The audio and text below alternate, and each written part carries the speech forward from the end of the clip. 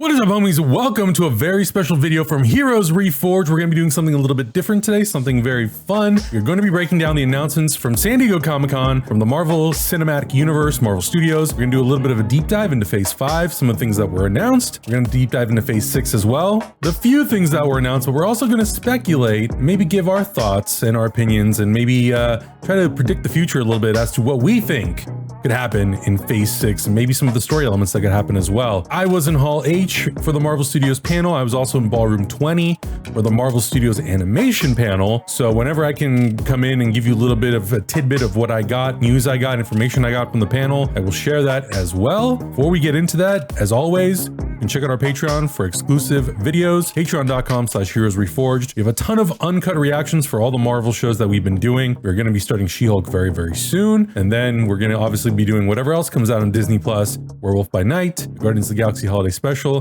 And now with all the announcements in Phase 5, there's plenty more stuff to look forward to, which means we are never taking a vacation.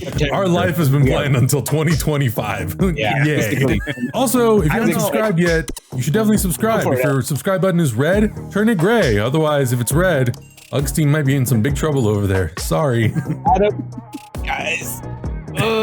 Adam, send help. It hurts. It hurts. But I'm very excited to get into this because there was a lot of announcements at the Marvel Studios panel. Lots of amazing moments happened. A lot of dates left unknown. This is gonna be I think this is gonna be a good time. So I'm excited to jump in and see what we speculate. Our viewers have been asking for us to do this for a long time.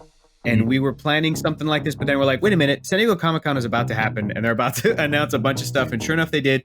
So we worked all that into this. I got major FOMO. I don't know about you, Augustine. I got major FOMO with Adam tweeting what he was seeing at Comic-Con. This is an excuse for us to join in on some of that revelry and for Adam, like he said, to kind of share some of that insight. I'm also glad, gentlemen, that we all got the black t-shirt memo so that we can get this meeting started. Okay.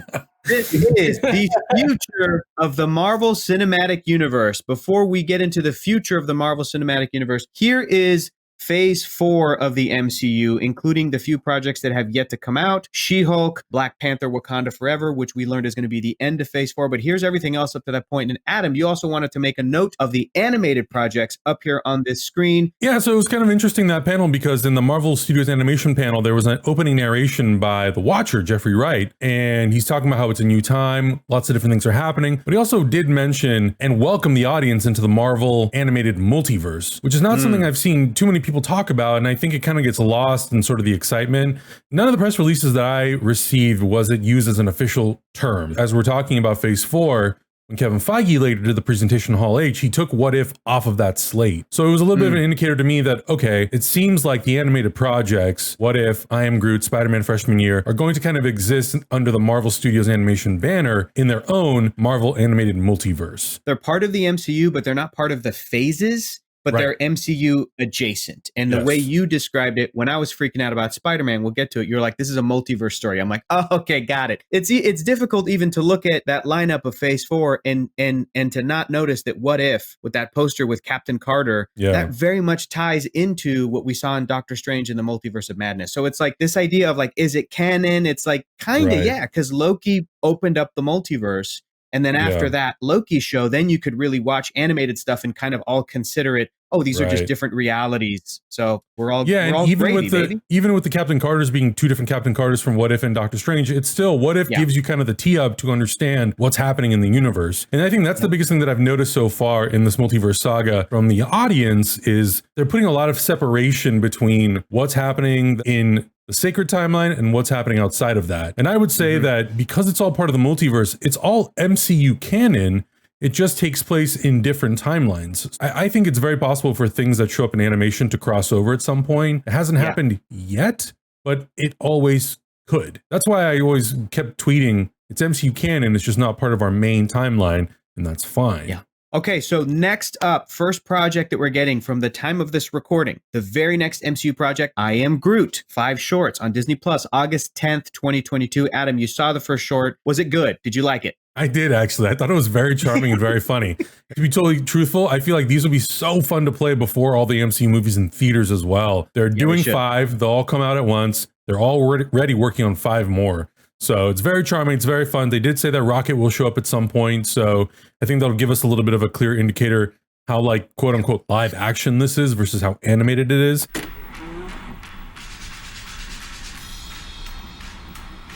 I thought it was great. This is perfect for all ages, and it's Groot, so it's of course it's cute. After that, we're still in phase 4. Next up is She-Hulk Attorney at Law, August 17th, 2022. You were there for that panel, Adam, and we saw the trailer. We all saw the trailer. We got to react to it. We pretty much have confirmation that's Daredevil at the end of that trailer. I also think that the Wrecking Crew is in this show, but Adam, how was that panel? It was a great panel. I mean, they didn't really show anything else. They didn't talk too much specifics, so they kept it pretty vague because obviously they didn't want to spoil anything. We had a little bit of an idea that Daredevil might be coming because he's starting to be sprinkled into the MCU as far back as Spider-Man No Way Home. I think there's going to be a lot more surprises. They definitely did tease that there's going to be potentially more cameos. And I think with the inclusion of Jennifer Walters breaking the fourth wall kind of opens up the future possibilities even wider to the MCU of what they can do. Like to the point where you could put Kevin Feige in this show and it would be funny.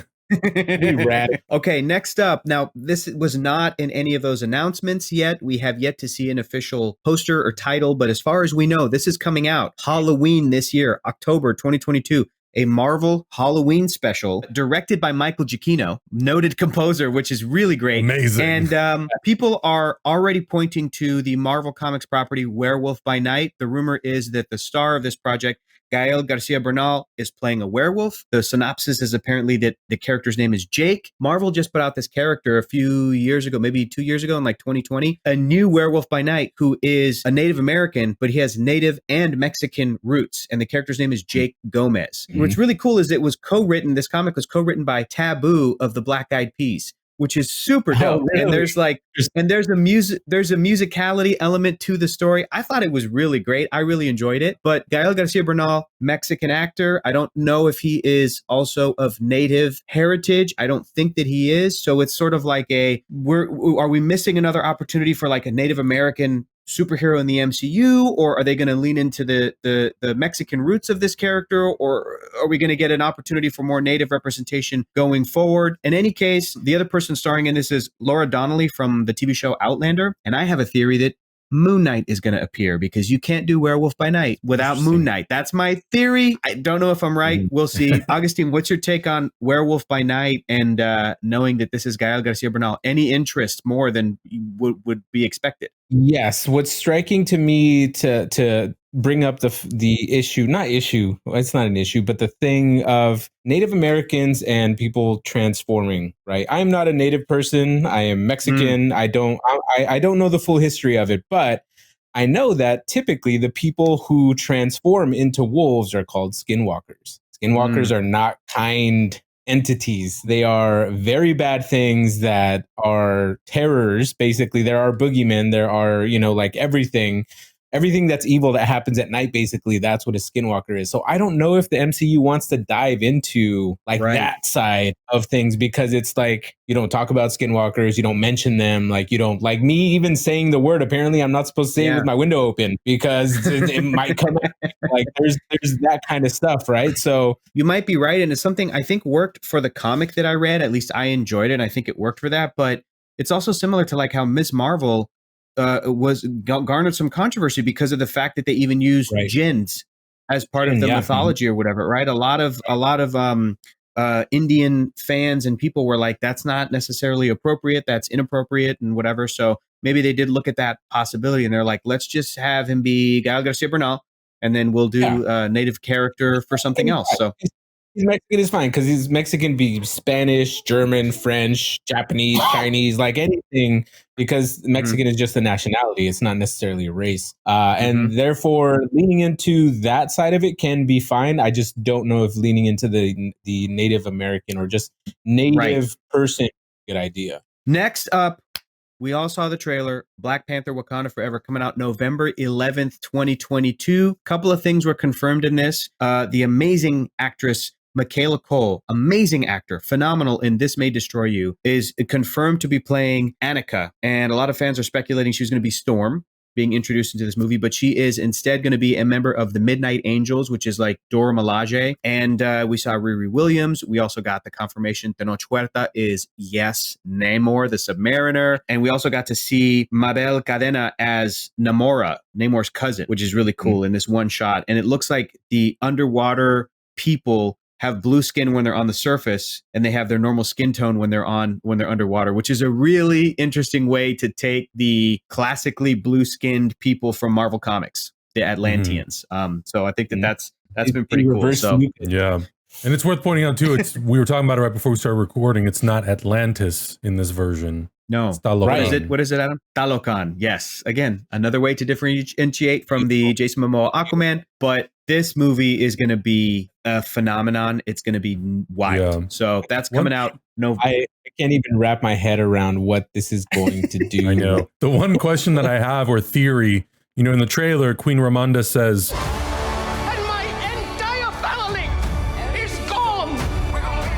do you think that part of this movie will take place right after the blip and then we'll fast forward 5 years? It very well could. Yeah. I mean, there's a shot of Martin Freeman's character and he is like clean shaven. And there's also been set photos where Martin Freeman's character has a beard. Mm-hmm. So I'm like, I think there may be some, we get to see Namor's birth. He wasn't born 8 months ago. They're going to be telling a story across some kind of span of time. I think it's also a way to establish potentially that the Black Panther mantle has been assumed by multiple people. Perhaps Queen Ramonda, perhaps Nakia, perhaps Okoye, because as far as we know, those characters did survive. But Shuri and T'Challa were the ones that were dusted. So I think it's an interesting possibility to try to introduce, multiple characters. And then what does that mean for the people of Talokan and Namor? Do they show up during the blip? Do they show up after? It's going to make for an interesting story, I think. Going to be very interesting. I think that shot of them showing the Black Panther suit is going to be Nakia in a flashback sequence. After T'Challa and Shuri get blipped, somebody is going to have to be there because I guarantee you somebody is going to take advantage that there's no king, that there's nobody at the mantle.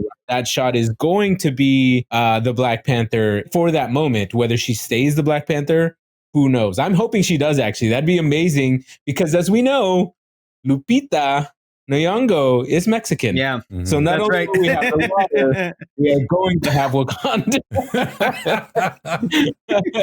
The Mexican delegation has arrived. Lupita Nyong'o. And we're not even out of phase 4 yet, gentlemen. Next up, the Guardians of the Galaxy holiday special, also apparently coming this December 2022. Here's the deal. My theory is that they're going to meet Santa Claus. I think it's going to happen. I hope Santa Claus is a Marvel Comics character. If anybody can do it, it's going to be James Gunn. He's going to be some cosmic entity. That's my take on what this special is going to be. He's not just a cosmic character. He's one of the most powerful cosmic entities in the MCU. Like he is an Omega level being in the MCU, like as canon in the comics. So will they change it? Who knows? I think it would be dope if they met Santa, though. But that's just our theory. We have no idea what is actually going to be in the special. Now we come to phase 5 of the MCU. This is that big image. Kevin Feige put it up on the screen. Adam, you have a much nicer version of it, but this is the layout of all of the projects coming out. We've got Ant-Man and the Wasp, Quantumania, Secret Invasion, Guardians of the Galaxy Volume 3, Echo, Loki Season 2, The Marvels, Blade, Ironheart, Agatha, Coven of Chaos, Daredevil Born Again, Captain America New World Order, and it ends with Thunderbolts.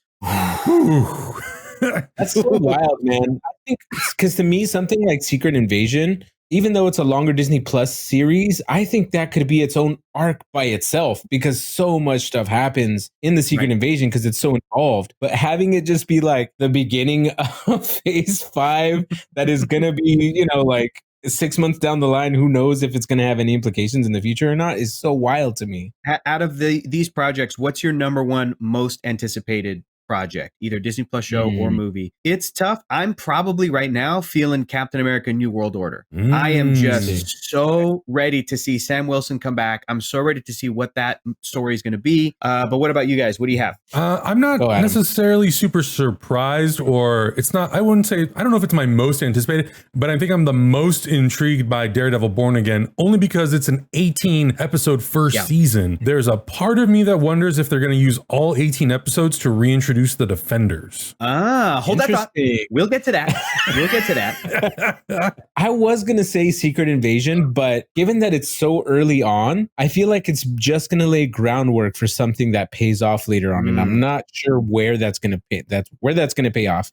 But honestly, my most anticipated is Blade. It's Blade. Come on, dude. How can anything be more exciting than Blade? Look, Ironheart, super exciting. Thunderbolts is gonna be super, super dope. We're gonna see the Marvels team up. That's incredible. But seeing Blade come back on screen, I hope they bring back the music. I hope they bring back the aesthetic and like the badassness of the long trench coat with the sword and then the eyes and the teeth and just, oh my God, I think it's gonna be so rad. I can hear the blood rave techno right now. I can hear it. I can hear the blood rave. Oh my God, I think the one thing that is exciting about seeing this layout, though, when you look at the characters that are involved and you look at the things that they're teeing up, we've had Moon Knight, Werewolf by Night, Blade's already kind of appeared in Eternals in the post-credit scene. We've got Agatha, Coven of Chaos. It'll be interesting to see if some of these characters that are more specific to a specific genre will maybe start to bleed over into each other's projects.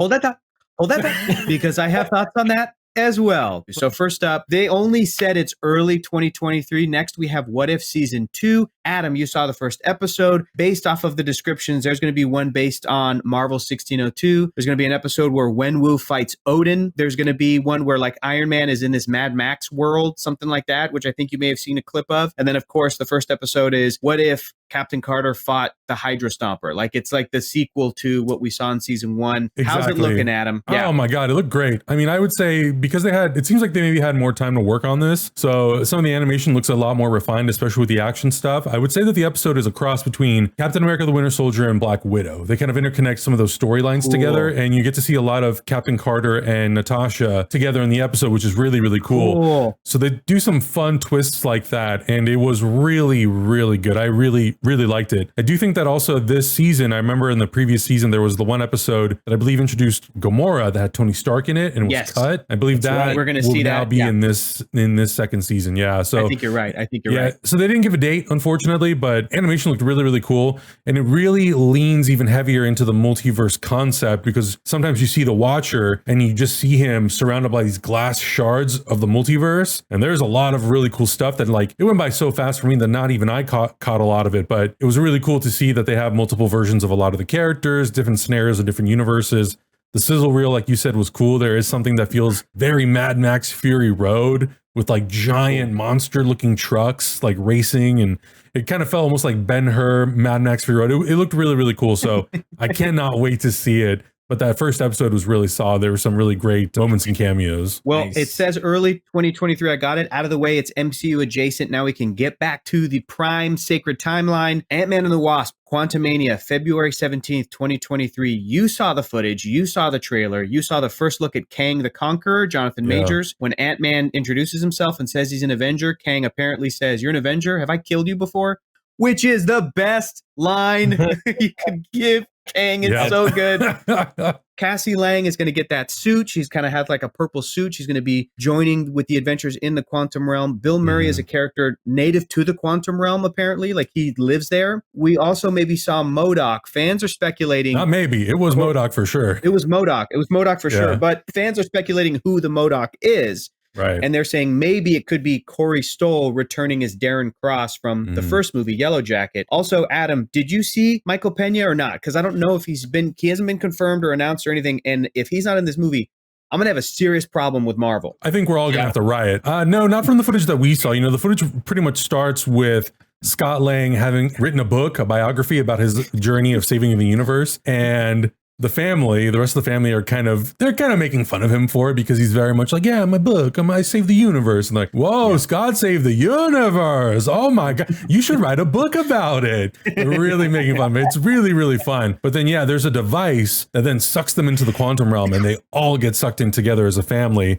And obviously Janet, I think, ends up being somewhat of a guide for them, having been stuck in the quantum realm for so many years. And that is then we get into meeting Bill Murray's character, seeing MODOK, meeting Kang the Conqueror. So I think we're going to spend a good chunk of time inside of the quantum realm. And then obviously, you know, his journey through the Multiverse Saga is going to be quite expansive, and he's going to play so many versions of Kang, or so many versions of the character that inhabit so many universes. I think we're going to have a lot of fun seeing how that all kind of culminates in a project we'll talk about later. He just seems like such a cool dude. He's the type of dude to like be open and accepting, but also put his own flair on Kang the Conqueror, because Kang the Conqueror is very kind of like straightforward. At least what I've seen, there's not a lot of personality quirks that you get from him, but I hope Jonathan Major really adds his own twist to this character, because I think make him one of those iconic villains. So happy for Jonathan Majors. That's going to be awesome. Next up, Augustine, you had some thoughts on this. This is the Secret Invasion miniseries, Disney Plus, February 17th, 2023. A bunch of stuff has been confirmed, but let me tell you what hasn't been confirmed that I think I have a theory on. Fans are saying that from Agents of S.H.I.E.L.D., Quake, aka Daisy Johnson, could come back, played by Chloe Bennett. I also think it would be great to see Jimmy Woo come back. I would love to see Dr. Darcy Lewis. Sure, yeah, why not? I also think that this would be the show to introduce one young Avenger character we haven't met yet, Hulkling, also known as Teddy Altman. I think that because he has Skrull genealogy, he's part Skrull, so I think this could be the show to introduce him. But mainly, my theory is Emilia Clarke. She's in the show, and I think that she's going to be playing the Skrull Queen, the main villain, which means she could also play who the Skrull Queen is impersonating, also known as Spider-Woman, Jessica Drew, after the Skrull Queen is taken care of. Because it's Emilia Clarke. You want to that's a get, and you want to have an actor who can play a character for even longer than whatever they sign up for. So those are my main theories, but everything else, we've got Ben Mendelsohn in the show, Kobe Smulders, Don Cheadle, Dermot Mulroney is going to be playing the president of the MCU, Olivia Colman is in it, Martin Freeman is apparently in it. So a bunch of people in this. Jackson, baby. Yeah, we haven't seen him. Jackson. Yeah, I got to see footage from this, and the tone of the show, I wouldn't want to say it's one of the first, because I feel like Captain America: The Winter Soldier also leaned into this, but it has that very similar tone where it feels like some sort of spy espionage thriller. And it is a tone that, you know, got me very excited when I saw the footage. And even though it was still kind of early stuff, it did look really, really good. I couldn't tell you off the top of my head how many of those sequences were visual effects or whatever, but it just looked really, really good, really dynamic. And I think leaning into sort of this more like spy thriller drama could be a really fun mix for everything else that's coming in the MCU phase 5, phase 6, because I feel like we are really sprinkling in a lot of different genres. Now they're incorporating things like horror and thriller. So I think it could make it for a really fun, unique project. But, you know, like Augustine was saying, this seems like a really big concept that I wouldn't be surprised that we will see it have ramifications and sprinkled throughout the rest of the phase, leading into what happens in the future. I think this show is going to force us to watch Avengers: Earth's Mightiest Heroes. The whole show is Secret Invasion, and it's across multiple seasons, and it's so goddamn good. You get to see Kang the Conqueror in it, and you get to see why he's a badass. This will kind of introduce you to Secret Invasion, Kang the Conqueror, and who else is in there, Hector? There's some other badass. Ultron, Enchantress. There's a bunch of that show is debatably the best Marvel animated show ever. It's up there with Spectacular Spider-Man. Last thing about Secret Invasion, I think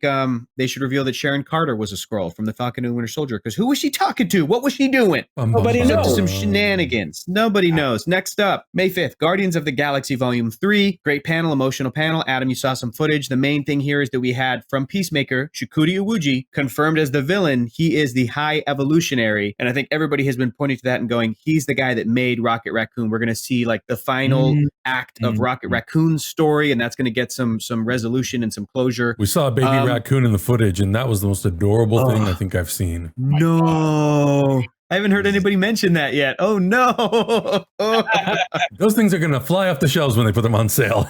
Next up, in the summer of 2023, Echo is coming back, and a lot of people haven't really been excited about this show, but I think that there's going to be more to this than people kind of realize. I feel like more than meets the eye. First of all, of course, Kingpin is coming back. I think that they're going to follow what they did in the comics, where he's going to be blinded, which is so interesting. And to see then Daredevil come back into the picture. We've heard rumors that Daredevil is going to be in this show. We've heard rumors that Jessica Jones is going to be in this show. This is that street level thing that Kevin Feige was talking about. This is one of the projects that can access that type of storytelling. Also, here's a really fun thing. Lauren Ridloff, who plays Makari in Eternals, who is also a deaf actor, was asked at Comic-Con, are you going to be an Echo? And she very coyly was like, like, we'll see. Like, who knows? That would be interesting, because Echo herself is also a deaf character. I didn't even put that together, and I was like, that would be awesome if they could find a way to somehow include Makari in this kind of a story. I think would be super dope. So yeah, we didn't see anything at Comic-Con for this, but I think that at D23 we'll see an expansion on and get more context as to what's happening there. We have a lot of stuff to completely derail this video, and we're gonna have to make another one as D23 comes out.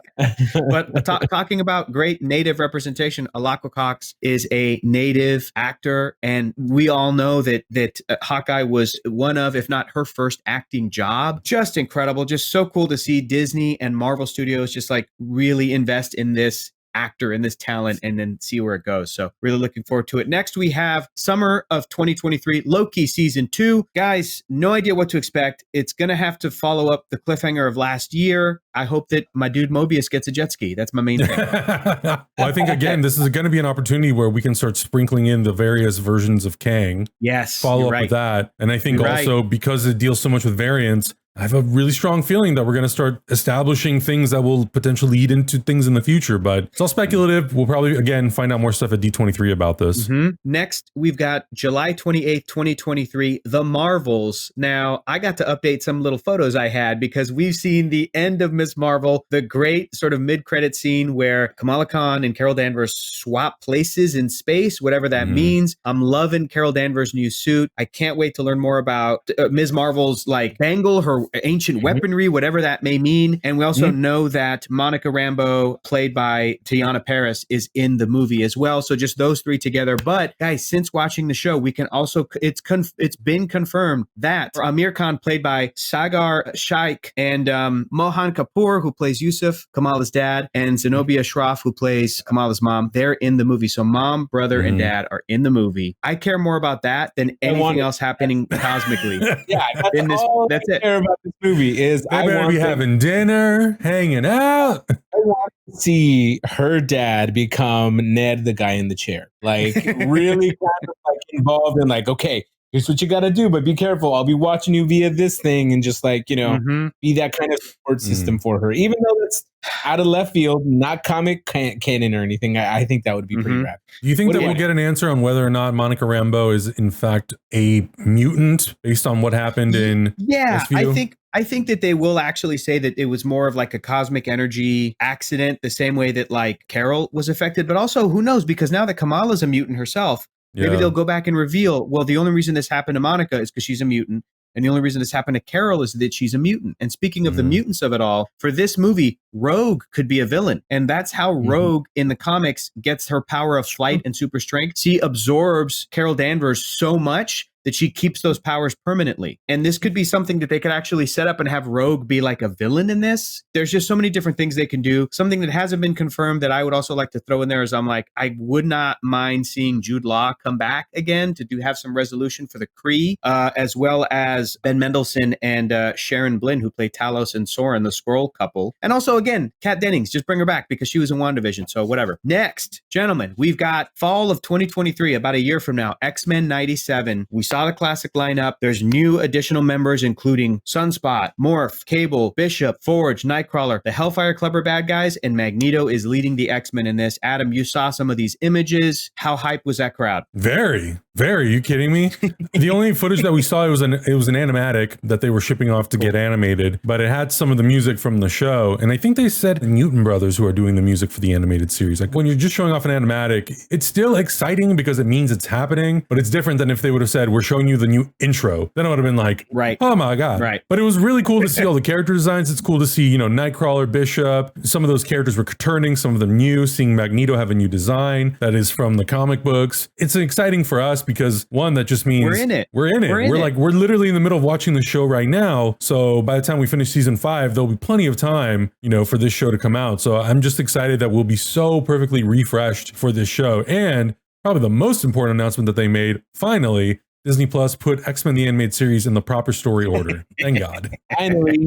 Thank you. Next, November 3rd, 2023, Blade is returning, but also for the first time appearing in the MCU, Mahershala Ali. Nothing has been confirmed except I'm pretty sure we can count on Black Knight being involved. Dane Whitman, played, of course, by Kit Harington from the end of Eternals. Here's the other speculation I'm going to throw at you. Bring in Kobe Smulders to play Maria Hill. Bring in actor Oti Fagbenle, who played Rick Mason who was in Black Widow, only because OT in real life loves Blade so much. He just wants to, I was just like, dude, you should just be in the next Blade movie, but have that be the human character that he has to kind of deal with or whatever, I think would be cool. Bring back Jessica Henwick from Iron Fist, from the Defender shows, because she is also someone who can wield the sword. And I think that would be a really cool, this could be all of these Marvel movies. They're never just about one solo character. There's always that kind of ensemble element. And the last rumor we've heard is that they're trying to get from the boys, Anthony Starr, Homelander, to play Dracula, which would be a guess,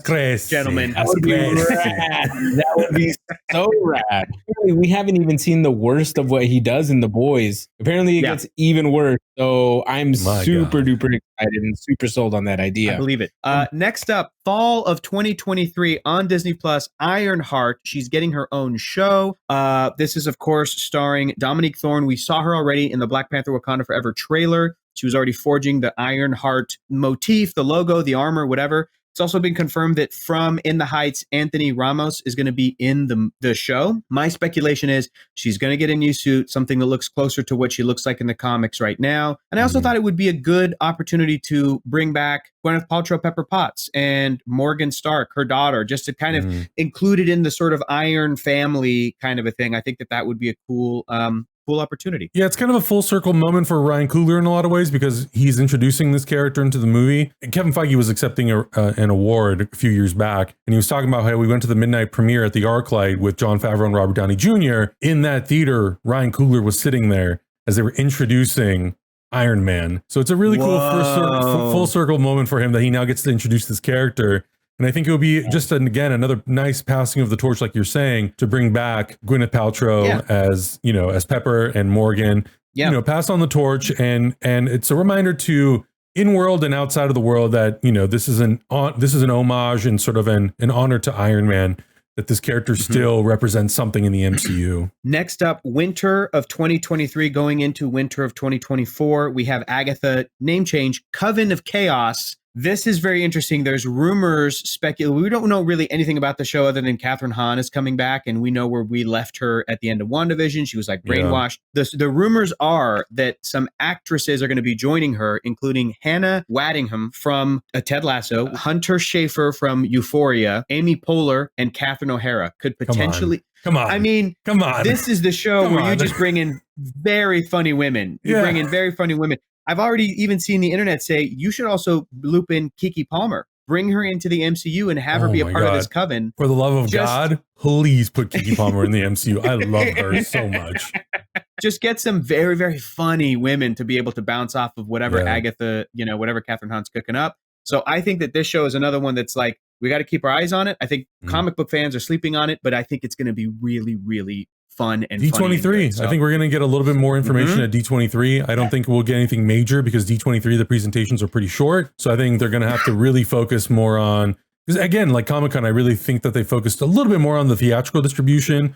And, the Disney event being a Disney event, you're going to focus more on the streaming service. Next up, we didn't get a date other than just the year 2024, Spider-Man freshman year. It is MCU adjacent. It is part of the animated multiverse of the MCU. And dude, there was some amazing news coming out of this. Charlie Cox is going to be playing Daredevil. Spider-Man is going to be meeting Dr. Octopus and Scorpion and Rhino and Norman Osborn, who I want to point out is a black man in this world, which makes me think like, dude, maybe when we get Norman Osborn in the MCU and like the Sacred Timeline, I think they might get another amazing black actor to play this. Giancarlo Esposito. Oh my God. That would be the perfect thing for Norman to be able to bring in an actor of that caliber to play a character who, like Norman Osborn, has a long, rich history in the comics, and you could do many, many things with this character. He's not just a one-off Green Goblin, as great as Willem Dafoe was. A bunch of stuff from this panel, but basically, Doctor Strange is also going to be in it. Takes place before Civil War, whenever that happens in this universe. Amadeus Cho will be in it. Nico Minoru from Runaways. Harry Osborn is going to be in it.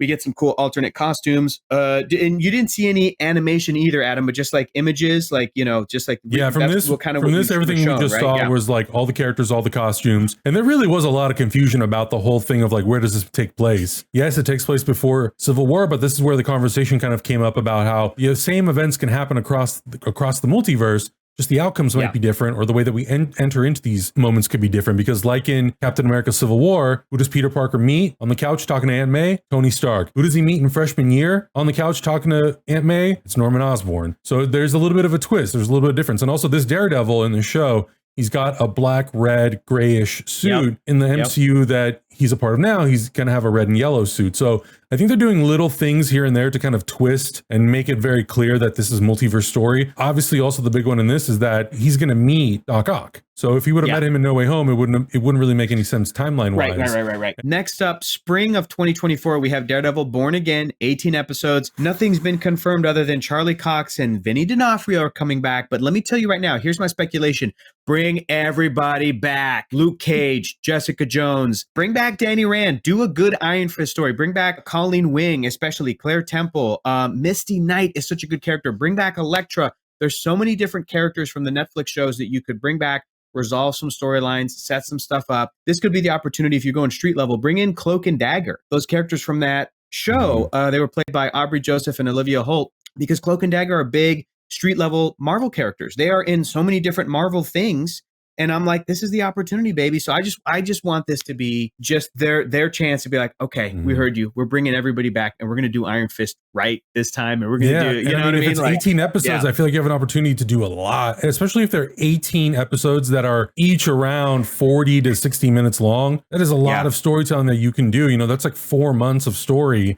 And I think you want to keep it interesting. You have to sprinkle that stuff in and around it and everything. And I think it's a great opportunity to introduce a bunch of characters. Next, we have May 3rd, 2024, Captain America New World Order. I had a lot of thoughts about this movie. The only thing we know is that it's probably going to be Anthony Mackie coming back as Sam Wilson. Everything else is on the table, but I think that this would be the perfect opportunity to bring back the character who played Eli Bradley, who's an actor, real life named Elijah Richardson. Bring him back from the Falcon and Winter Soldier, set him up to become Patriot for the Young Avengers. Bring back David Harbour as Red Guardian. I want to see Red Guardian fight Captain America and have him be like, you're not the Captain America I fought. Like, we want to see that happen. And we also need to have the actor, he was just in Top Gun Maverick, who played Joaquin Torres, Danny Ramirez, bring him back to become the new Falcon. Just like his character does in the comics. And of course, Bucky should be there. I'm saying bring back Ursa Major, this actor, Olivier Richens, who played the prison guy in Black Widow. And as far as villains, I went with, you can put somebody new in the Taskmaster suit, new Taskmaster. You can also introduce the daughter of the Red Skull, Cynthia Schmidt, aka Sin. And I think that would be a really interesting, talking about legacy villain to bring in. Originally, I had pitched MODOK, but he's already going to be an Ant-Man. So, okay. So we got to go.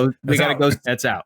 I'm just super looking forward to Captain America New World Order and what this movie could do. Any reading I should do before this, because I know nothing about a New World Order storyline or anything. Yeah, that one didn't jump out to me. I think I saw like Coy Jandreau talking about there's a New World Order in Marvel Captain America comics that has to deal with like a militarized police force, which I think would be very interesting as well to include something like that in this movie. I would say that the first like story arc of Sam Wilson as Captain America was pretty great. I would recommend that. And also just based off of what was set up in The Falcon and the Winter Soldier. And I know that the same head writer is also writing the script for this film. I would read Truth, Red, White, and Black, the Captain America story about the original, or that black Captain America from World War II that was experimented on and was the only one to survive. I think that would be something that they could draw some inspiration from politically about what they're going to talk about in this movie. So I think your speculation about, militarized, because you think about what are the, we've had the DODC show up multiple times. Yeah. We're going street style. Damage control. Yeah, we're going street style with Daredevil and potentially the Defenders. Like, I think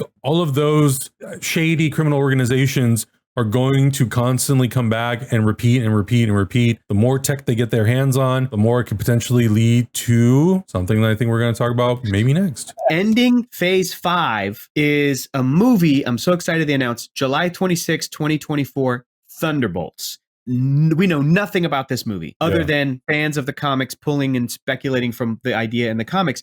But I think it's safe to say that we could see Julia Louis-Dreyfus's character be the big sort of recruiter of this story. I think that this could be, because remember, up to this point, there is no Avengers still in the world up to this point. This is the government's answer. Okay, we're going to hire our own people. We could see, this is all speculation, White Vision come back. We could see Ghost being recruited, which also means Lawrence Fishburne's character, Bill Foster, helping her. We, of course, could see Yelena, Black Widow. which means, you know what? Bring in Rachel Weisz. Why not? Bring in the mom character to help her out. We could definitely see Baron Zemo. He is really tied into the Thunderbolts concept. We could see Abomination. We could see U.S. Agent. And I threw in there just for funsies, Punisher, John Bernthal. He's in the mix. He's been on a Thunderbolts team in the comics.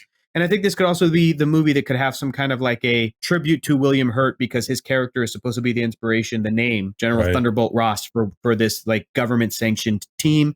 You could do so many different things with this, so many different characters. And Feige said that there's going to be, or somebody said there's going to be characters in this that we haven't met yet. But I think that might be a fake out, because the Thunderbolts concept was a new team of superheroes appear on the scene. And at the end of the first issue, and I'm going to spoil it for all the people that didn't experience this, is that the end of the first issue, some of these characters, including like Citizen V, who you've never met before, like unmasks himself and he's Baron Zemo. And they're all villains. And they're like, cool, we're duping everybody. Yeah. So when they say there's going to be new characters, I'm like, you may have Daniel Brohl play Citizen V, in this movie. And then in some kind of trailer or something, there'll be a reveal of like, it's actually Zemo. And people go, oh my God, Zemo. It's a bunch of bad guys. And dancing. and Blade's like, shut that off. Yeah. It'd be great. Guys, that's the end of phase 5. Phase 6 is insane. And we only know that there's 3 things in it so far and a bunch of empty dates. And I did my best to try to plug some stuff in so we can talk about it. If you guys feel like the order might be a little bit different, let's just get into it. Phase 6, we know, has Fantastic Four kind of kicking off phase 6, but there's even a little date before Fantastic Four. So something else is going to happen first and then Fantastic Four. And then there's a slot. Boom. May, the year after, 2025, Avengers, the Kang Dynasty. And then a slot. Boom, November of that year, Avengers Secret Wars. 2 Avengers movies in 1 year. It's insane. That's wild. Let's get into it. So 2024, we don't know when, but I put it here just because I'm like, this could be a good spooky time, fall time, October time. Marvel Zombies. Again, animation, MCU adjacent. Adam, you saw some of these images. There is a ton of characters. I can't even list them all. There's like Shang-Chi and Kate Bishop, and the villains are like Red Abomination Guardian. and Okoye, that Red Guardian's in this.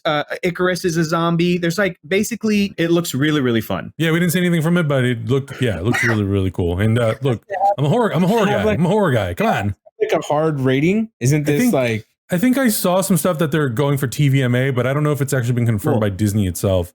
But Miss Marvel will also be in it, so that'll be cool. All the blood, all the guts, you gotta have it. Speaking of TVMA, here is my pitch for another project that will be fall 2024 on Disney Plus. It's not a theatrical movie, but it's another Disney Plus series, which is Midnight Suns. This is the team up that the fans of the supernatural Marvel characters are something that they can kind of clock and look forward to. This is your horror shit. I think that the Midnight Suns has had a couple of different lineups in the comics, but looking at what's in the MCU, I'm like, of course it should be Mahershala Ali Blade. Bring back Ghost Rider from Agents of S.H.I.E.L.D., Gabriel Luna as Robbie Reyes. Bring him back. Bring back Oscar Isaac as Mr. Knight or Moon Knight or whatever. That's a supernatural element. Gael Garcia at this point is probably going to be an active werewolf. And I just threw in there as a little treat, yeah, you could bring in those characters from that Hellstrom show on Hulu that nobody watched, but I did. I thought that those lead actors were pretty good. Anyway, this could be something really, really cool, and it could be kind of a payoff to whatever they're setting up with the supernatural stuff. So sky's the limit. Next up, we've got, this is the big show, everybody.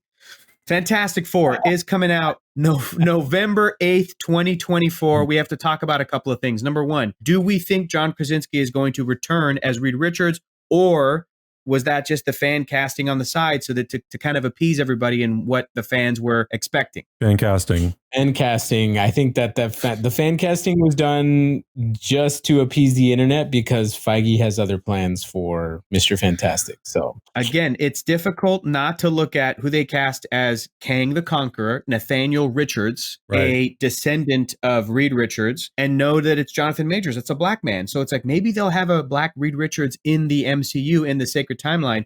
So this is all speculation fan casting, and there's some really good fan casting online right now until they announce this cast. But I went from the good place. William Jackson Harper, I think, would make an awesome Reed Richards. As far as Susan Storm, I think Amanda Seyfried would be great. And if these actors aren't picked, I still feel that actors that could bring a similar-ish vibe is what they should be looking at. For Human Torch, can't get any better than Joe Keery, Stranger Things. We love him. Come on. That hair on fire will be so good. As soon as I heard it somewhere, I could not get it out of my head. Seth Rogen is the thing.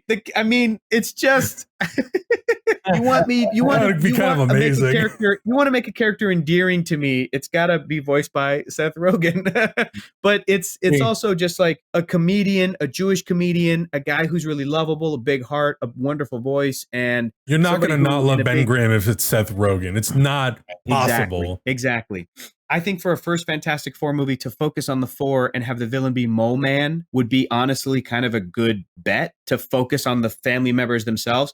Because, Augustine, I know you have strong feelings about Doom, and you cannot rush Doom. You cannot rush it. You have to set that up, set it up. Doom's the long play. I think Doom might factor into Secret Wars, which we'll get into. But my fan pick is Javier Bardem. If you can't get Javier Bardem, again, an actor that can do that kind of charisma, that kind of Javier Bardem is so good. That presence, more than anything, I think the voice of Doom has to be on point. Like Javier is obviously, I mean, No Country for Old Men. He worked that character, and he did not do a lot. And his minimal acting with that character did so much for that character. And we know Doom is about like that big theatrical, like he lets you know he's Doom at every single moment that he can. And I think Javier can bring that kind of power and energy. But if you can't get him, get somebody who's got an imposing presence on screen with just their voice acting. Unlike Robert Downey Jr. as Iron Man, there were great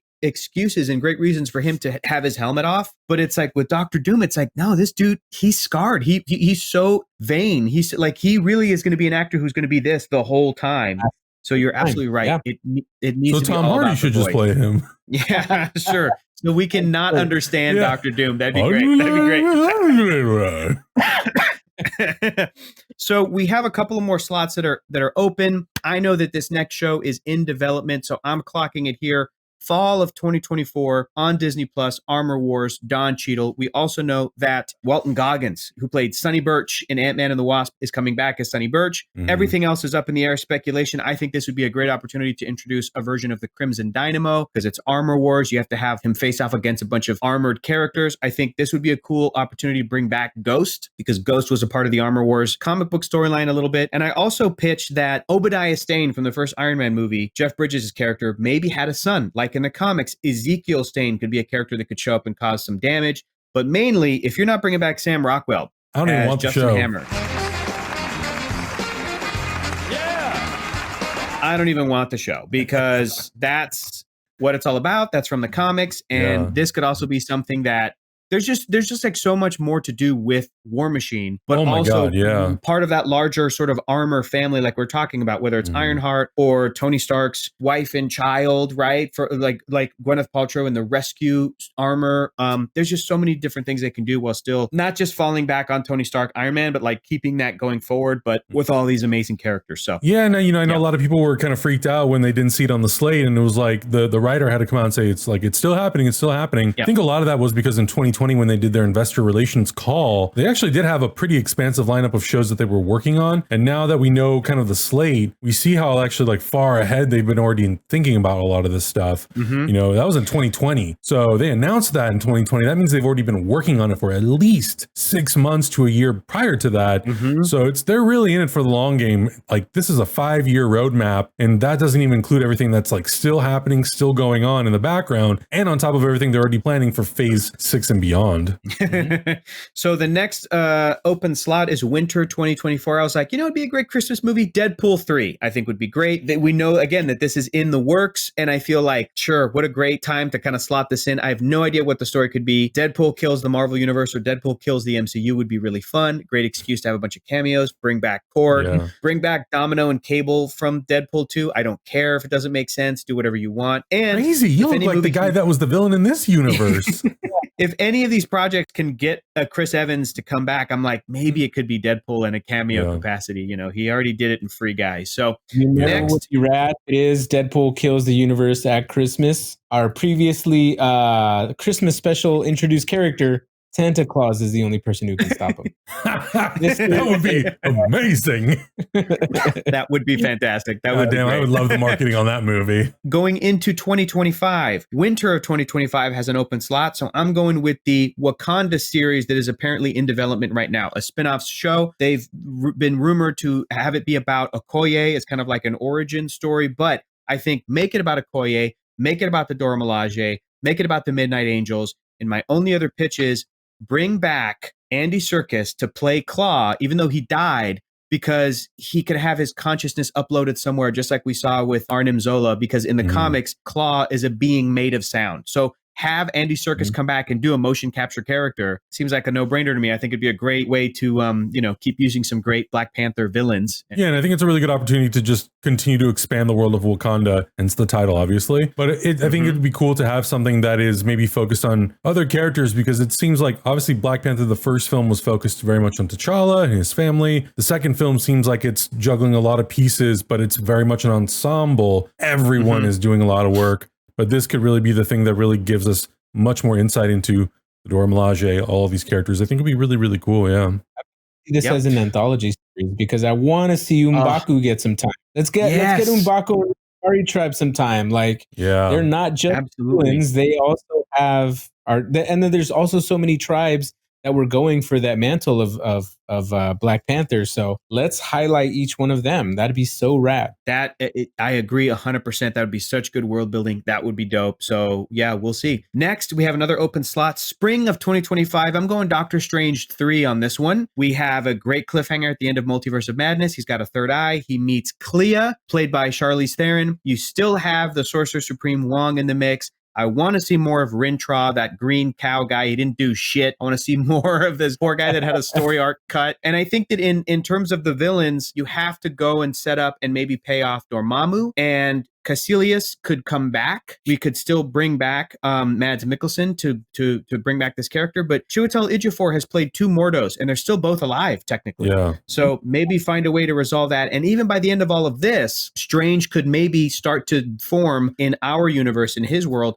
the Illuminati, because that could tie into Avengers Secret War. So I feel like a spring 2025 movie that leads all into that would be dope. Next, we have still no Avengers, spring 2025, a Disney Plus series, Young Avengers. All the young characters form their own group of Avengers because of an incoming threat. And you could still involve Kang in this because Young Avengers deals with Kang, a younger version of Kang. I also thought it would be cool to bring back the kid that played like Kid Loki in the Loki series. America Chavez could be in this. There's apparently a Nova project in the works, but even if before we get to that, you could introduce Sam Alexander and Nova in this. And lastly, bring in some of those actors that were in the Runaways. Why not? Those characters are cool. They're also on the table. So bring in some of those characters. I think having a Young Avengers Disney Plus show is a nice tee up. And I think it accesses that audience that is very much kind of made for the Disney Plus platform, because I think we're going to spend time with some of these characters throughout the next few phases, but it's going to be a little bit different than it was with the previous phases where we had Thor trilogy, Captain America trilogy, Iron Man trilogy, all of the main Avengers getting trilogies. Whereas with this, I'm really feeling like, especially because the entire phase culminates with an Avengers movie, not just every single individual phase, the entire saga, that I think it's a good opportunity for us to just kind of get either reintroduced to the characters again, because we may not see them for a while, or to just meet them as they are in the current time. That really has to work. And I think if that doesn't work and we're just relying on the final Avengers films, then I think there might be some disconnect. And that's like the only thing that kind of has me worried about only doing 2 Avengers films at the end of a saga, is I hope that whoever that Avengers roster includes, that they're all characters that we've met, we've come to love, and when the stakes are high and the stakes are there, that we really care. Let's get into that. Right. So my pitch was Young Avengers would have to be established before one of these Avengers movies, because in the comics, the Young Avengers get together because there's no Avengers. And it's these teen characters dealing with a version of Kang. Maybe they win, maybe they lose, but that really makes the adults in the universe step up and go, okay, we really need to form an Avengers again. And it's Sam Wilson, Captain America, and it's maybe Thor. There's so many different characters. So next slide, Avengers, the Kang Dynasty, May 2nd, 2025. This is just some of the potentiality of some of the characters that could be on this Avengers lineup. She-Hulk could be on this. Moon Knight could be on this. Monica Rambeau in her new superhero form, whether it's Photon or whatever, she could be on this. Cersei from the Eternals could be on this Avengers lineup. Shang-Chi, is going to be on it. Why, Adam? Who's directing this son of a bitch? Destin Daniel Cretton. That's what I'm talking about. And you got to have some veterans, though, and I feel like Doctor Strange would be really good in this sort of a lineup. So a bunch of stuff could happen by this point. I have a little picture here of Sam Wilson making out with Jane Foster, because I'm like, will Jane Foster have been resurrected by this point? Maybe not, but still, this Avengers lineup is so incredibly exciting, the potential of which characters could be going up against Kang. And I think that this is going to have an Infinity War style ending where they do not win. And then it leads into Secret Wars. So I think Kang is going to kill a lot of Avengers and some bad stuff's going to happen and kind of break reality. So in the in-between of these Avengers movies, what do we have next? Summer 2025 on Disney Plus, A-Force. This could be a multiversal story. This could be something that ties into Secret Wars because the original A-Force comic kind of concept came from a big Secret Wars event and a bunch of different realities and universes. But man, oh man, it would be so cool to have a specific Avengers story or adventure that just so happens to have all of these amazing women characters. And there's so many that could be there. My main thing was like Scarlet Scarab, May Kalamaui, like bring her back, put, you know what I mean? Like with Valkyrie, with Monica Rambeau, with Clea, with She-Hulk, with Makari, with all these different types of now superhero women, I think would be a great payoff to the setup of that moment in Avengers Endgame. Actually make this project happen, pay that off, I think would be great. One more project before Secret Wars, we've got also in summer of 2025, theatrically released Spider-Man. A bunch of stuff could happen here, but I think this could also tee up Secret Wars because there's something very significant that happens to Spider-Man in the original Secret Wars comic. This thing is crazy because I put a bunch of stuff up here that I don't think is going to happen, along with some stuff that I do think is going to happen. I don't think we're going to see Kraven, Morbius, or Venom deal with any of the MCU stuff. I think, though, we got to find a way to bring Vulture back from the Morbius universe, and I think that Mysterio's alive, and I think that this could set up to start moving towards a Sinister Six in the Spider-Man world, meaning he could meet his Norman Osborn. You know, he has to find a way to get back together with MJ and kind of explain everything that happened. Punisher could be in a Spider-Man movie. John Bernthal is again in the mix, and that could be really Daredevil could come back again. And scary. Daredevil could come back again, but in a suit this time. And then I put, maybe this is a little too easy, but it depends. If we've got Harry Osborn in the mix as somebody who's like maybe a romantic interest for MJ, because Peter like let that relationship go effectively, it's very easy to point to Dune co-star Timothée Chalamet. But if we're having a Norman Osborn in this universe that's black, Timothy, you're out. You gotta maybe we gotta get some other young actor, and also that some of these characters are at MIT. That's also where Riri Williams is kind of based in and located. So there may be a crossover potential there. And finally, will we get the seed planting? Will we bring back Donald Glover? Will we meet a live action Miles Morales? I don't know. Would enough time have passed since the Spider-Verse animated films? I don't know, but I'm open to it. I'm always open to seeing more Miles. So there's a bunch that could happen here, and I think it's going to have a post-credit scene that's like he gets a black costume and then gets zipped up into space because we still have a little Venom goo left over from Tom Hardy for some reason. Guys, any other ideas or thoughts on what you want Spider-Man, the next one, to be? The death of Spider-Man, Miles Morales. Okay. We could go there. We could go there. And maybe before that, we're going to get to the last one that was announced November 7th, 2025, Avengers Secret Wars. There's a couple of different Secret Wars in the comics, but I think they're going to mostly lean on the one on the right, which is the Jonathan Hickman big sprawling epic thing, which I think is awesome. I think this could be a story that with God Doom, that's what I'm saying. So maybe Kang gets taken out by Doom of all people, and then Doom usurps that throne, and there's some potential there. And if Doom is in the mix because Fantastic Four set it up, this could be something that could really show off that character. But Peter Parker could get his black costume in this. I also think this could be an opportunity to just bring back the Inhumans from that crappy TV show, but they could be great. They could be great. We saw Ensign Mount come back. So I do have a pitch for a director for this movie. Who do you got? I'd love to see Ryan Coogler do this. Yes. Yes, fully on board. Now we got a movie. All right.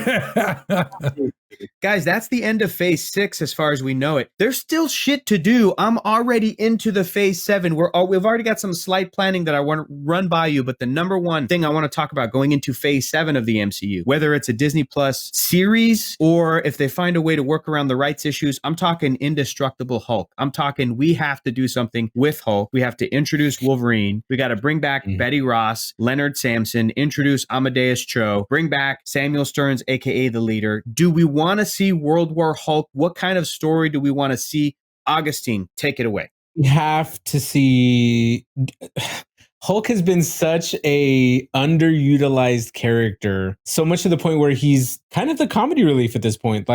And that's not a bad thing because he's funny. It's nice to see him intelligent and talking and dealing with his emotions as a Hulk, which is awesome. I think part of the reason why I love Hulk so much is because of his exponentially growing powers given the situation. Like, there's no situation in which you can surprise Hulk and he won't be ready for it and stronger than you, basically. So I need to see that level of like, what are you going to do? You can't punch this guy to death. You can't shoot him. You can't blast him. You can't physically harm this person. And he's about to literally rip the globe in half. What is the solution to this? There's so many things that the potentiality is high for this story to be absolutely earth-shattering and incredible and all centered around the Hulk. You know, let's give him a shot. Let's just give him a shot. Come on, guys. That's all I'm asking. Just give him. I think the more that I hear you talk about it, the more that I hear what this could be, I'm leaning towards a Disney Plus series to really be able to,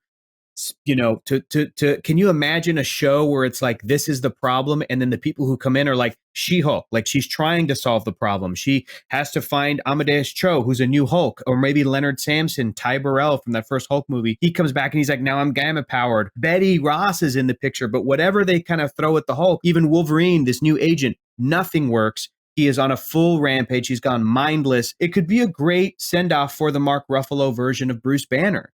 It could be a great sort of a final act for Bruce Banner, whether he dies or, you know, quietly retires and walks off into the sunset at the end of the story. But again, passing on the torch to these other Hulk characters like She-Hulk, who is going to be the Hulk on the Avengers. I think that this would be great for Mark Ruffalo Hulk. Nice little send-off. Next up, Phase 7. We haven't even seen an X-Men movie yet. So much to do. So little time. I just want this to be the pitch. Everybody thinks of X-Men as the thing on the far right of this image, which is a huge roster of characters, tons into like, how are they going to explain where all these characters were? And I'm like, stop. Slow down. The first X-Men movie should be smaller scale, a cast of 5 characters, just basically do that initial comic book lineup, that first class, and have those characters. I know they're all good-looking white kids. Maybe make it a little bit more diverse, right? Maybe some Latino and Black and Asian kids in that mix. But, you know, Iceman is Bobby Drake. He's gay. You've got Beast, Angel, Cyclops, Marvel Girl, or Jean Grey. And it's about Charles Xavier trying to protect these kids, and the kids themselves going, we're tired of hiding. We're superheroes. We're going to step out into the limelight. Let's step into the spotlight. And maybe they can face off against the MCU's version of Magneto. And maybe this is where we can see the Scarlet Witch come back as a full villain. And at the end of that, she rejects and she goes, no, I'm going to be an Avenger. But that could be a first X-Men movie. The second one could be more in line with the 70s lineup where you had Colossus and Storm, and they're kind of expanding the roster a little bit. And then the third movie would then be the big, oh, here's all these other characters. But that explanation should always just be, they've either always been here hidden, or now we have a generation that's becoming a little bit more frequent, and Charles found these 5 kids and they're putting themselves out there because they've grown up in the MCU. That's the answer. There's no multiverse shenanigans. There's no time stones or infinity stones or quantum realm or anything that needs to be explained. I do not want the X-Men to come from another universe, just like the Fantastic Four. I don't want them to come from another time. They need to be the here and now. They need to be the young people leading our old people generation and showing them the right way. With the inclusion of, you know, Namor the Submariner, Ms. Marvel, they're already doing that. They're already bringing in mutants. So I feel like you now kind of have established that the X-Men are going to be of this universe. It's just a matter of when they're going to come through and when they're going to be sprinkled in. I did see, I have no clue if this is true, but there was the rumor that because of the acquisition of Fox, Marvel may not be able to make an X-Men movie until after 2025, which that sounds kind of crazy, because if you acquire a movie company, shouldn't you just be able to do that? Yeah. Yes, but I will counter by saying that David F. Sandberg just did a video about the trailer breakdown of Shazam. And in that trailer, he said that he put one of the pins, the smiling face pins from Watchmen, in the first Shazam. And he got a call from Warner Brothers Legal saying, you need to clear that with us before. We know it's all owned by the same company, but rights issues are complicated. So there could be some sort of contractual thing that is preventing them from doing an X-Men movie prior to that, which is why I think they're starting to sprinkle in the concept of mutants, because they're preparing for this, if there is some sort of contractual thing to expire before they bring in the full team. And also, Hector, you brought up a big deal with the X-Men is that they are hidden. Why are they hiding? What is the world situation happening to where these superpowered people have to hide? The whole MCU has to be completely different from where we are right now. That's the best part of the X-Men, is that they are trying to normalize and trying to show people that mutants are not evil and that superpowered people are not evil. and the world is against them. What is going to happen? What's the shift in the MCU? Where is that point that people are going to turn against those superheroes? We don't know. And it has to happen well before. At some point, one of these projects has to acknowledge that there's a giant fucking celestial sticking out of the ocean, and that people are like, these super people are getting out of hand. Like this is too much. You know, you're absolutely right. Those kinds of things needs to happen. I've seen people theorize that the damage control department, they're going to start building Sentinels. You know what I mean? Like that's the kind of thing to get that ball rolling. So I think it's all possible. Speaking of celestials sticking out of the ocean, still in Phase 7, that's when we're going to get a sequel to Eternals. This is rumored. It's rumored that they're bringing back Chloe Zhao to direct this as well. But we have to resolve this celestial thing. So my pitch is Eternals, Celestial War, and have all of the returning characters there, including Star Fox, a.k.a. Eros, I think is his name, with Pip the Troll, voiced by Patton Oswalt. A lot of characters still in play. And this is another one where I'm like, bring in Scarlet Scarab, May Kalamaui. I don't care for what reason. Just bring her in.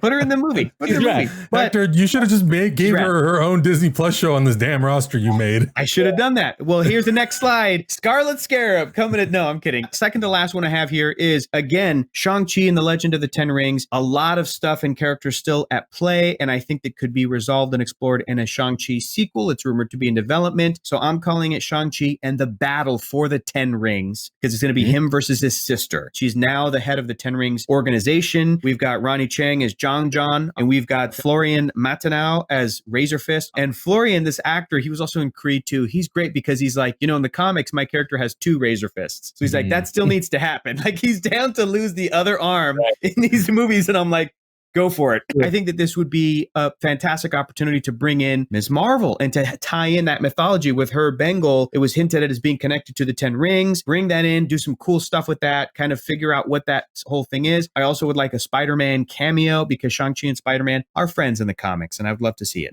I'm actually really surprised that you put the resolution of things like this so far ahead, because I almost feel like the Ten Rings, the Bengals, I feel like I could be totally wrong. I have nothing to base this on, but I feel like they've set them up this early because they might play into things that maybe Kang is looking for them. Maybe someone in the universe that is not a villain or hasn't been introduced yet is searching for these ancient weapons. You are not wrong. This could even be paid off as early as next year in the Marvels. I have no idea, but you're not wrong about thinking about what was set up in Shang-Chi as being pivotal to Kang Dynasty / Secret Wars. It could be. But I just kind of looked at all the spinning plates and everything that was at play, and I was like, I think some other stuff could be set up before that. And this could be the Phase 7 focus, you know, from something that they set up in Phase 4, I guess. Last slide of the night, folks. Speaking of things that were set up and haven't been paid off yet, the next Thor movie, my pitch is Thor versus Hercules. Huge spoilers for Love and Thunder here, but Hercules is now in the picture. He's played by Brett Goldstein. Bring back Russell Crowe. Maybe have the other major Thor villain from the comics who hasn't been in a movie yet, Enchantress. I know that people were saying that Sylvie was some version of Enchantress, the Loki variant in Loki, but I'm like, just do a full-blown Enchantress in this. I think could be cool. But Sif is here.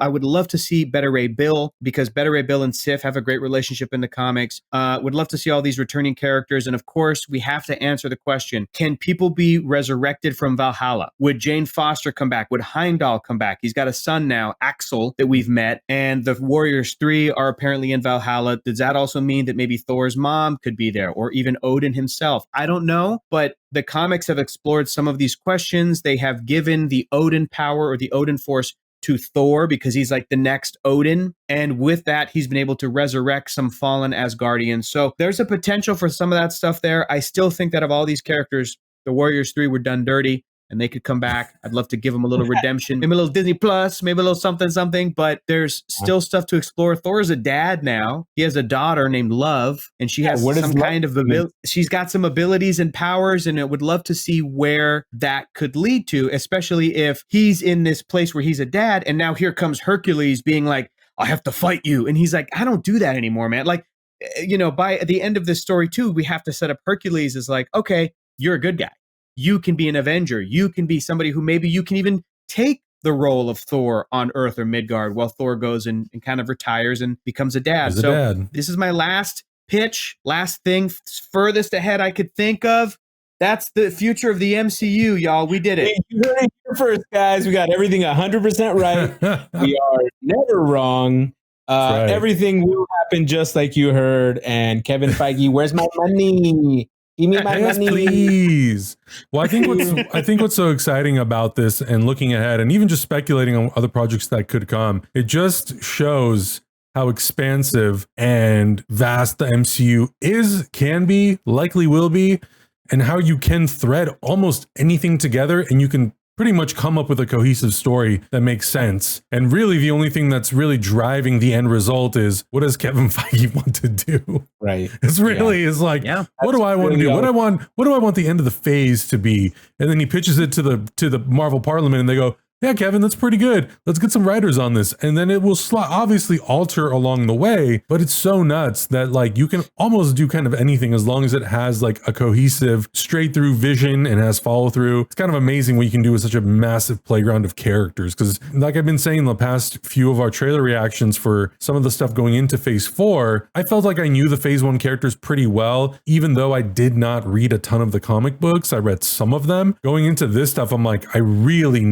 need to start reading, because Secret Wars and all of these concepts, I know them just from little things I've read, little videos I've seen, but it's really going to be time for a deep dive to really understand what's happening in the Marvel Cinematic Universe. Because I think it will better just inform us on what we think will happen, because I think we knew the phase 1 characters so well, it was a little easier to go into Endgame and say, well, I really do think that Cap is going to retire, go back in time and stay with Peggy. And I think now having a better lay of the land and understanding some of the story elements more, we can then look at it and go, well, I think that this is where they're going to bring this in. This is where I think how they're going to solve these problems that potentially could happen, because now they've absorbed a whole studio's worth of characters that they didn't have the rights to. So now they're including all that stuff. So it's pretty exciting. Hector looks exhausted. Look at him. Yeah, I'm tired. I think that you're right, Adam. I think that when I kind of went through and laid all this out, it's really like I was flabbergasted at how many characters are in play. Even when you take into account which characters are like dead and they're not technically, things like Tony Stark or Steve Rogers being retired. It's like the characters that are no longer in play are kind of a drop in the bucket compared to what is still active. Yeah. And it's very exciting and it's inspirational and it's, it does inspire me to want to read all these comics. And I just can't wait to see what's going to happen with some of these casting, with some of these characters that we haven't met yet. Augustine, you mentioned before we started rolling that there's a potential that Wolverine could be a Native American or Native Canadian native actor, like a First Nations actor. Yeah. I think that would be massive. Could you imagine the reaction? It would be as big, if not bigger, than Black Panther. Look, it's taken this long to get a Mexican character, like a big Mexican character in the MCU. What we projected was, a couple of years down the line to have a proper Wolverine. There's contractual stuff, whatever. But I cannot imagine the gravitas. I'm using that word a lot, but the huge implications of a major character like Wolverine. I would say arguably Wolverine is the most well-known superhero in the MCU. Everybody's waiting for a Wolverine. That is the guy. Spider-Man and Wolverine and Hulk and then the Avengers character. Like they're all floating up there. But Wolverine is up there. Right. He's up there. To have that character with First Nations roots would be absolutely incredible. But I'm not Native. If there are any Native people who are watching, let us know if there's any implications of, is that a good idea? Like, would you like to see that thing? Are there any issues with Wolverine being a Native person? I'm not sure. I don't understand the history enough or the politics enough. But if you have ideas, or if you think it's a good idea or a bad idea, let us know in the comments. Just the notion, though, that like with all of these characters that are in play, characters that we haven't met yet, and what the MCU is, I mean, we were getting so emotional with seeing Namor the Submariner, Tenoch Huerta. The idea that in the future, so many more demographics and types of people can be invited to this party. Not to mention we haven't had a real prominent gay superhero lead character yet. We haven't had that yet. And we've gotten, I would say maybe Thor, Love and Thunder is the gayest Marvel movie so far. And it was fantastic. But it's like, what if Valkyrie, what if she got her own movie? And what if in that movie she had a love interest? And there's just so many different things and so many different ways that more and more people can be included into the thing. And I also want to end by saying, don't be overwhelmed. I'm already seeing people get burned out. And I'm already telling as many people as I can, I'm like, dude, treat this franchise like Marvel Comics readers treat Marvel Comics. They do not read every issue of every series that comes out every week. That's an impossibility. They stay current with what they like. They check out stuff that seems interesting to them. And like every good Marvel comic, if you open it up and you read it and you like it, and there's a little thing in there like, if you want to learn more, read this. You can go back and check that stuff out. If somebody went to go see Doctor Strange in the Multiverse of Madness because Doctor Strange was their guy, and they were like, dude, this Scarlet Witch character is cool, they could go back and watch WandaVision. Do you know what I'm saying? Treat it like that. We just have to let general audiences like what they like and get into it, because it can be overwhelming. You do not have to watch the 5 I Am Groot shorts if you don't feel like it. It's okay. Just go see Black Panther Wakanda Forever. Just go see Ant-Man next year. You know, just go see the Marvels, whatever you want to do. People like me will try to watch everything and let you know if it's good. Try, Hector.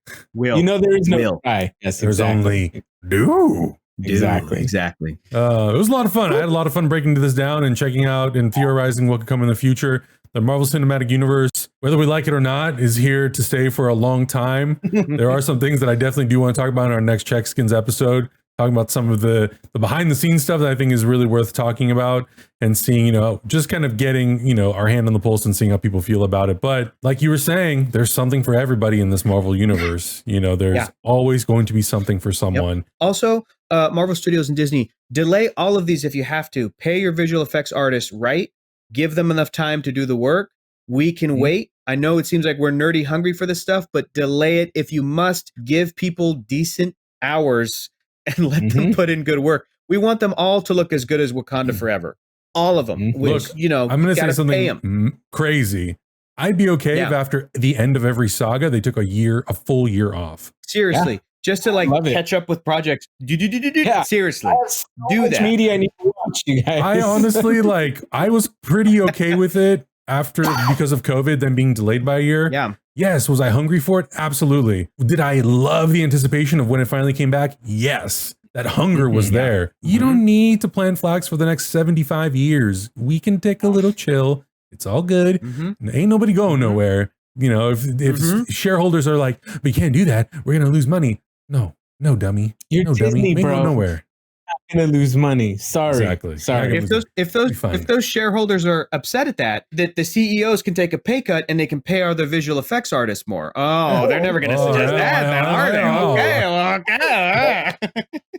CEOs are upset. They can learn Nuke. They can learn After Effects. They can learn anything and jump into those offices and work those hours themselves. Because if they need those movies, 100%. You can do it yourself. Absolutely. Absolutely. Let us know some of your theories into any of the phases that we covered. How do you think some of the elements will be tied into each other? How do you think they'll culminate with Avengers, Kang Dynasty, Secret Wars? What do you think the future could look like for the X-Men? Let us know all of your thoughts and theories down in the comment section below. Subscribe if you haven't already. Check out our Patreon, and we'll see you guys in the next video.